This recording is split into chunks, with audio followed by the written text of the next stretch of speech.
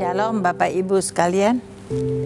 Firman Tuhan berkata, bukan kamu yang memilih aku, tetapi aku yang memilih kamu. Berarti bukan kita yang memilih Tuhan, tetapi Tuhan yang memilih kita untuk boleh melakukan banyak hal. Banyak yang dipanggil, sedikit yang dipilih. Maka dari itu Bapak Ibu sekalian, jadilah orang yang dipilih Tuhan untuk boleh melakukan banyak kali pekerjaan yang Tuhan percayakan, agar nama Tuhan yang ditinggikan dan dimuliakan, agar orang boleh melihat bagaimana kita punya Allah yang hidup, Allah yang ajaib, Allah yang dahsyat, Allah yang sanggup melakukan jauh lebih daripada apa yang kita pikirkan. Pertolongan Tuhan itu tidak terlalu cepat, tetapi tidak pernah terlambat. Tuhan punya segala cara untuk menolong kita, baik perkara besar atau perkara kecil, tetapi Tuhan punya cara menolong kita, dan pertolongan Tuhan tidak sekalipun pernah terlambat. Saya mau cerita, ada seorang anak muda. Anak muda itu dulu dia ada di gereja ini, ada di youth waktu itu. Dan oleh anugerah Tuhan dia punya kesempatan, dia boleh pergi bekerja di Jakarta. Satu kali dia mengalami sebuah persoalan di dalam hidupnya. Dia mengalami permasalahan dengan pasangan hidupnya, yang mana pasangan hidupnya menceraikan dia. Kenapa dia diceraikan oleh pasangan hidupnya? Karena di dalam perjalanan bisnisnya dia mengalami kegagalan. Di dalam perjalanan bisnisnya dia mengalami kegagalan. Ketika dia mengalami kegagalan itu, dia kesulitan dengan keuangan. Dia punya kewajiban dengan bank. Rumah yang dibeli itu atas nama istrinya, tetapi utang di bank atas nama dia. Dalam keadaan dia kesulitan ini, apabila dia paksakan bayar hutang angsuran rumah di bank, dan itu boleh lunas, maka rumah itu milik mantan istrinya. Apabila dia tidak bayar, maka dia akan mengalami kredit macet, dan itu akan mengalami sesuatu yang buruk atas OJK.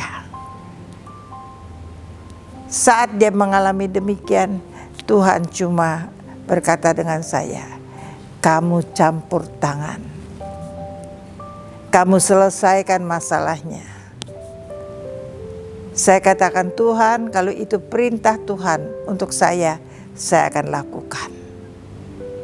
Saya tahu kok, pertolongan Tuhan walaupun tidak terlalu cepat, tapi tidak pernah terlambat. Kalau Tuhan mau tolong anak muda ini melalui saya, maka saya siap Tuhan. Singkat cerita, saya hubungin mantan istrinya, saya negosiasi dengan dia bahwa dia terima uang sekian dan dia melepaskan haknya. Tidak masuk di dalam gono gini, tidak mencampurin lagi. Lalu saya datangi pihak bank, saya selesaikan tunggakannya di bank, dan saya katakan dia namanya diperbarui, dia tidak jadi macet. Maka supaya pekerjaannya di OJK tidak mengalami gangguan, tetap diangsur. Saya berikan kesempatan dengan anak muda itu. Saya kasih 2 tahun saya akan angsurkan rumahnya itu. Dan saya tolong dengan percuma. Kenapa? Karena Tuhan mengasihi Anda. Karena Tuhan akan berikan kepada Anda satu kesempatan. Ketika saya lakukan hal itu, saudara, saya percaya, saya selalu berdoa, Tuhan berkati dia, berkati dia, berkati dia.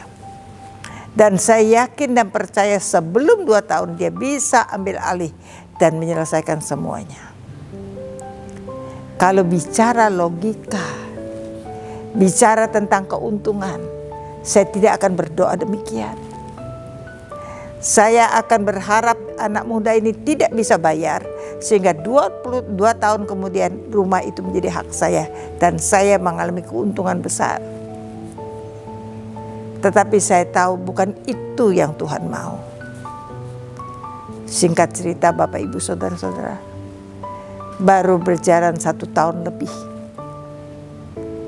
Tuhan berkati anak muda itu karena setiap hari saya melepaskan berkat atas dia. Ketika Tuhan boleh berkati dia dan anak muda itu boleh, usahanya boleh jalan, dia bisa mengangsur rumahnya itu kembali. Bukan hanya bisa mengangsur, dan uang yang sudah saya keluarkan dia bisa kembalikan kepada saya.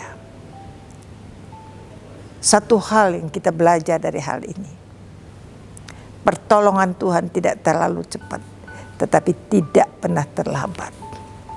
Ketika engkau lakukan, engkau tahu salah, engkau bertobat minta ampun dengan Tuhan, berbalik daripada jalanmu yang salah, merendahkan diri di hadapan Tuhan, mencari wajah Tuhan, bukan tangan Tuhan, dengan berdoa, dengan berbalik daripada jalan yang salah, dengan memohon belas kasihan Tuhan, dengan melakukan firman Tuhan, dengan berkomitmen, maka Tuhan akan menolong, tidak menjatuhkan uang dari atas. Tetapi Tuhan akan perintahkan kepada manusia-manusia untuk campur tangan dan menolong engkau. Sebenarnya bukan karena manusia itu baik. Seperti saya, bukan karena saya baik dan mau menolong anak muda itu, tetapi karena Tuhan memerintahkan kepada saya. Kuncinya, pertobatan anak muda itu, belas kasihan Tuhan yang turun atas dia. Ketika Tuhan memulihkan, bukan hanya boleh memberkati, bukan maka selama anak muda itu berjalan di dalam kebenaran firman Tuhan, maka dia akan heran dan tercengang-cengang. Tuhan akan berkati dia, kekayaan dari seberang laut akan beralih di dalam hidupnya. Raja-raja akan datang di dalam hidupnya, bukan untuk memerintah, tetapi sebagai tawanan. Tetapi ada bagian yang harus dilakukan anak muda itu. Dia lakukan bagiannya dengan komitmen.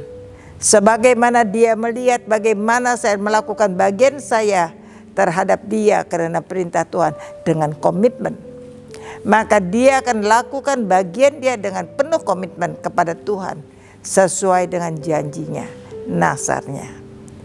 Maka dia akan melihat Tuhan yang hidup, Tuhan yang ajaib, yang mana menggenapi firman-Nya, bahwa Allahku akan memenuhi setiap kebutuhanku menurut kemuliaan dan kekayaannya di dalam Yesus Kristus Tuhan.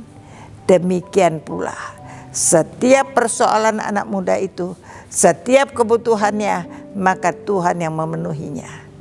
Bukan karena dia hebat, karena Tuhan, belas kasihan Tuhan, kasih Tuhan turun atas anak muda itu, karena dia membuka hatinya, karena dia lakukan bagiannya dan mau hidup seperti yang Tuhan mau.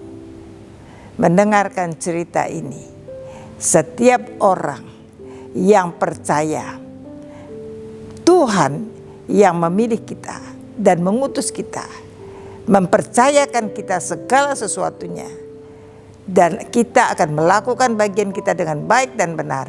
Yang mau melakukannya bersama dengan saya katakan amin.